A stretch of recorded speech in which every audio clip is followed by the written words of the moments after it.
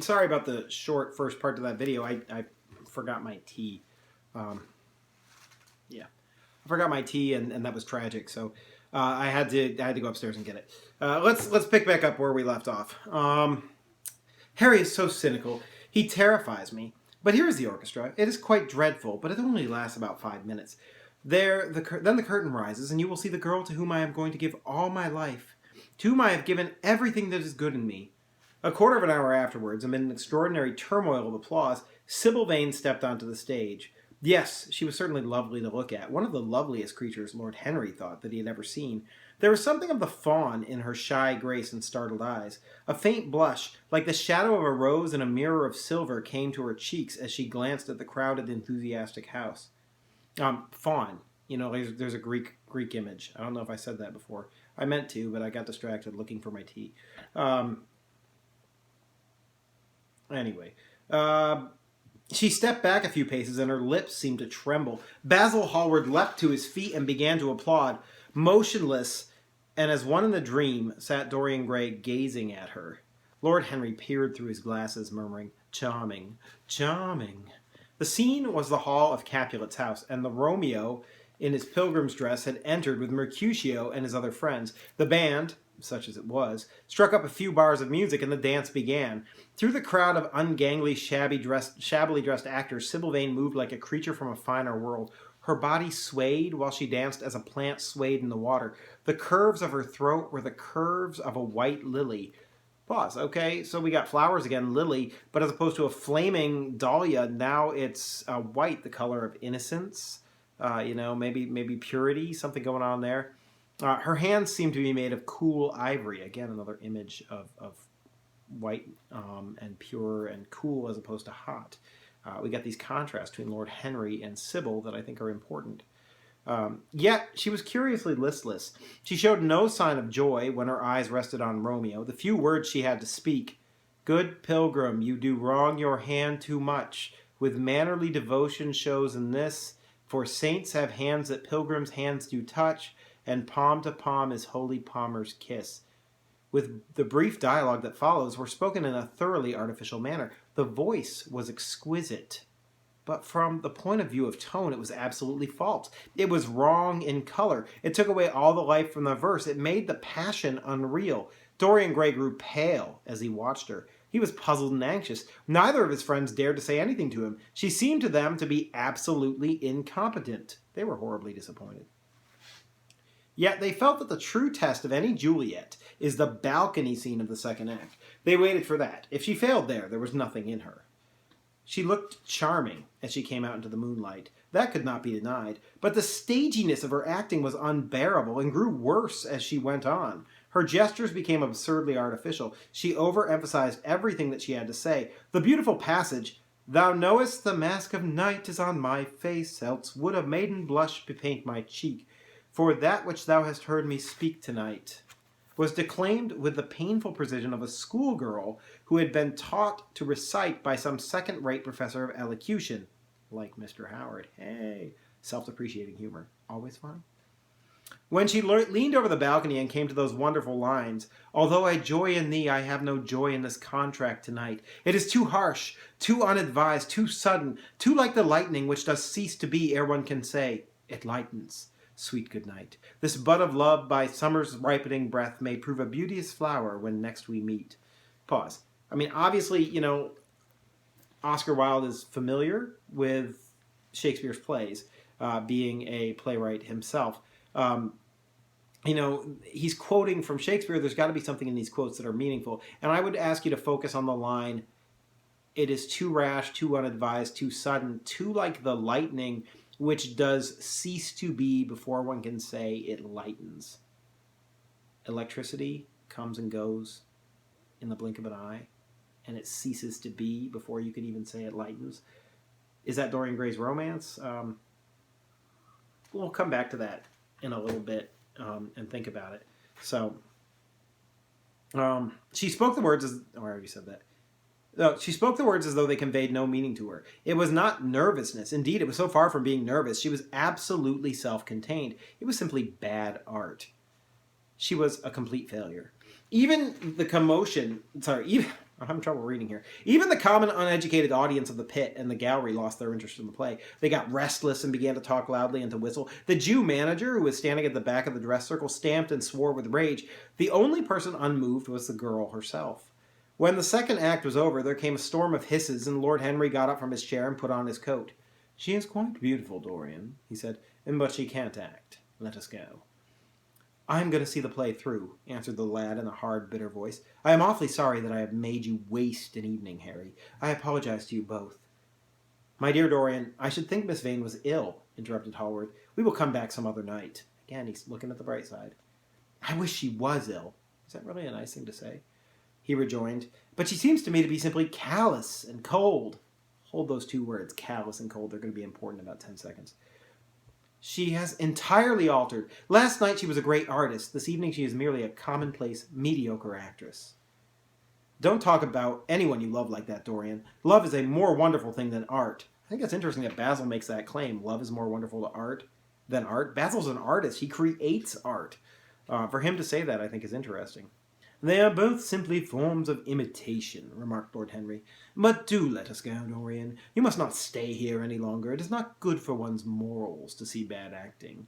Besides, I don't suppose you will want your wife to act, so what does it matter if she plays Juliet like a wooden doll?" It's pretty harsh. Also, it's not good for one's morals to see bad acting. What does bad acting have to do with morality? I don't know.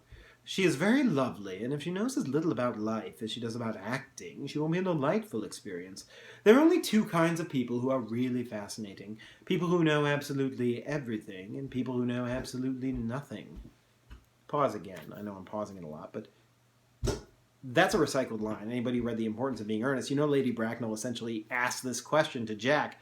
But there are only two kinds of people that are really fascinating, people who know everything. That's Lord Henry, right? Or people who know nothing, that's Sibyl Vane. And Dorian's caught in between ignorance and knowledge here. That's clearly symbolic, something going on there. Good heavens, my dear boy, don't look so tragic. The secret of remaining young is never to have an emotion that is unbecoming. Come to the club with Basil and myself. We will smoke cigarettes and drink to the beauty of Sibyl Vane. She is very beautiful. What more can one want? Pause. Again, Lord Henry only cares about surface values. The only thing you need in a wife is that she's beautiful. You don't need anything else. Basil was all about what's inside, not what's outside. And it turns out that she's got nothing inside, at least so it seems to Dorian right now. And I think that's important, that distinction about the outer, the physical, and the inner, the soul, and where they connect or don't. "Go away, Harry," cried the lad. "I want to be alone. Basil, you must go. I can't you see that my heart is breaking?" The hot tears came to his eyes. His lips trembled, and rushing to the back of the box, he leaned up against the wall, hiding his face in his hands. "Let us go, Basil," said Lord Henry with a strange tenderness in his voice, and the two young men passed out together. A few moments afterward, the floodlights flared up, and the curtain rose to the third act. Dorian Gray went back to his seat. He looked pale and proud and indifferent. The play dragged on and seemed interminable. Half of the audience went out, tramping in heavy boots and laughing. The whole thing was a fiasco. The last act was played to an almost empty house. The curtain went down on a titter and some groans. As soon as it was over, Dorian Gray rushed behind the scenes into the green room. The girl was standing there alone with a look of triumph on her face. I think it's interesting that she's got triumph on her face after being the worst actress in the history of, Romeo and Juliet. Her eyes were lit with an exquisite fire. Hey, there's fire in her eyes. That fire image coming back. There was a radiance about her. Her parted lips were smiling over some secret of their own. When he entered, she looked at him, and an expression of infinite joy came over her. "How badly I acted tonight, Dorian," she cried. "Horribly," he answered, gazing at her in amazement. "Horribly. It was dreadful. Are you ill? You have no idea what it was. You have no idea what I suffered." Really? Like what I suffered? He sat through a whole play of Romeo and Juliet, and it was the worst suffering he's ever experienced in his life. I think that's interesting. The girl smiled. "Dorian," she answered, lingering over his name with long-drawn music in her voice, as though it were sweeter than honey to the red petals of her mouth. More flower imagery. I'm going to yell at my kids. They're upstairs. "Hey!" Ugh. They're supposed to be going to bed, and they're like bouncing, I swear, on the ceiling. All I can hear is thumping. If it happens again, I'm going to stop the video and go upstairs. Sorry about this. Perils of being in the guest room directly under your kid's room, reading a story at night. The girl smiled. "Dorian," she answered, lingering over his name with long-drawn music in her voice, as though it were sweeter than honey to the red petals of her mouth. "Dorian, you should have understood, but you understand now, don't you?" "Understand what?" he asked angrily. "Why I was so bad tonight? Why I shall always be bad? Why I shall never act well again?" He shrugged his shoulders. "You're ill, I suppose. When you are ill, you shouldn't act. You make yourself ridiculous. My friends were bored. I was bored." She seemed not to listen to him. She was transfigured with joy. An ecstasy of happiness dominated her. "Dorian, Dorian," she cried, "before I knew you, acting was the one reality of my life. It was only in the theater that I lived. I thought that it was all true. I was Rosalind one night, and Portia the other. The joy of Beatrice was my joy. The sorrow of Cordelia was mine also. I believed in everything. The common people who acted with me seemed to me to be godlike. The painted scenes were my world. I knew nothing but shadows, and I thought them real. You came, oh my beautiful love, and you freed my soul from prison. You taught me what reality really is. Tonight, for the first time in my life, I saw through the hollowness, the sham, the silliness of the empty pageant in which I had always played. Tonight, for the first time, I became conscious that the Romeo was hideous and old and painted, that the moonlight in the courtyard was false, that the scenery was vulgar, and that the words I had to speak were unreal, were not my words, were not what I wanted to say. You brought me something higher, something of which all art is but a reflection. You had made me understand what love really is. Love, my love, Prince Charming, Prince of Life. I have grown sick of shadows. You are more to me than all art can ever be. What have I to do with the puppets of a play?" Pause. That was a rhetorical question at the end, but holy smokes, this is really important stuff. It turns out that Sibyl always thought that the theater was life, that art was reality to her, and only when she came across an artistic reality in Dorian did she realize that all of the art that she had been worshiping was fake. And so she thought of life as a play, and not until she came into contact with reality in a meaningful way did she end this ignorance. It turns out that she was ignorant, and now she has knowledge, and the knowledge has stopped her from being able to live in the ignorant world that she used to have. This is another repetition of the Genesis scene in which Dorian is the one that is sort of given the fruit metaphorically to Sibyl.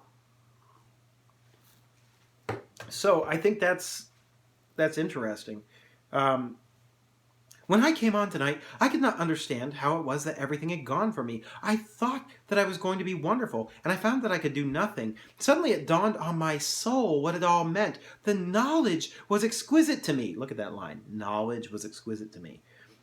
I heard them hissing, and I smiled. What could they know of a love such as ours? Take me away, Dorian. Take me away with you, where we can be quite alone. I hate the stage. I might mimic a passion I do not feel, but I cannot mimic one that burns me like fire. There's your fire imagery again. Oh, Dorian, Dorian, you understand now what it signifies. Even if I could do it, it would be profanation for me to play at being in love. You have made me see that.